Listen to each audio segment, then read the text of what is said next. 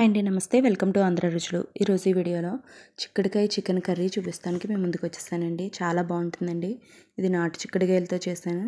Taste చాలా బాగుంటుంది.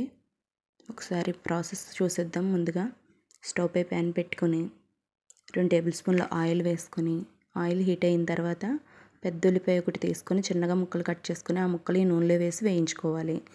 ఉల్లిపాయలు గోల్డెన్ కలర్ వచ్చాక 1 స్పూన్ అల్లం వెల్లుల్లిపాయ పేస్ట్ వేసి పచ్చివాసన పోయే వరకు వేయించుకోవాలి. అందులో 1/2 స్పూన్ పసుపు కూడా వేసుకొని వేయించుకోవాలి. తర్వాత ముందుగా శుభ్రం చేసుకున్న 1/2 కేజీ చికెన్ కూడా వేసి 1 స్పూన్ ఉప్పు కూడా వేసి మూత పెట్టి స్టవ్ సిమ్లో పెట్టుకొని చికెన్లో పచ్చివాసన అంతా పోయి ఆయిల్ రిలీజ్ అయ్యేదాకా వేగనివ్వాలి. ఇప్పుడు చిన్నగా కట్ చేసిన 4 పచ్చిమిర్చి ముక్కలు, కొంచెం కరివేపాకు కూడా వేసుకొని అప్పుడు ముందుగా శుభ్రం చేసుకుని పెట్టుకున్న నాటు చిక్కుడుకాయలు ఇలా వీడియోలో చూపిస్తున్నట్టుగా తల తోక తీసి పొడవుగా కట్ చేసుకుని వేగుతున్న చికెన్లో వేసి బాగా మగ్గనివ్వాలి. నేనైతే నాటు చిక్కుడుకాయలు తీసుకున్నాను. నార్మల్ చిక్కుడుకాయలతో కూడా వండుకోవచ్చు. నాటు చిక్కుడుకాయలు దొరికితే ఒకసారి వండి చూడండి, చాలా బాగుంటుంది.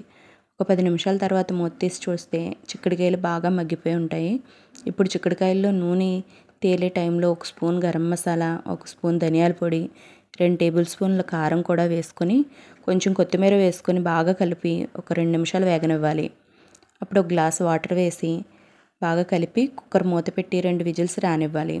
కుక్కర్ విజిల్ ఆవిరంతా పోయిన తర్వాత మూత తీసి చూస్తే ఉప్పు సరిపోయిందో లేదో ఒకసారి చూసుకొని అవసరమైతే ఉప్పు కూడా వేసుకొని కూర దగ్గర కంటే ఎగరపెట్టుకొని ఆయిల్ తేలిన తర్వాత సర్వ్ చేసుకోవడమే. అంతే అండి, చిక్కుడుకాయ chicken curry ready. Non veg ఇష్టపడే వాళ్ళకి కర్రీ చాలా బాగా నచ్చుతుందండి. వెజ్ అండ్ నాన్ వెజ్ కాంబినేషన్లో ఈ కర్రీ టిఫిన్లోకి, అన్నంలోకి, చపాతీలోకి ఎందులోకైనా సూపర్గా ఉంటుందండి. ఒక్కసారి డెఫినెట్గా ట్రై చేయండి. ట్రై చేసి మీకు ఎలా వచ్చిందో కామెంట్ చేయడం మర్చిపోకండి. వీడియో కనుక మీకు నచ్చినట్టయితే లైక్ చేయండి, షేర్ చేయండి, కామెంట్ చేయండి అండ్ సబ్స్క్రైబ్ చేసుకోండి మర్చిపోకండి. Thank you for watching.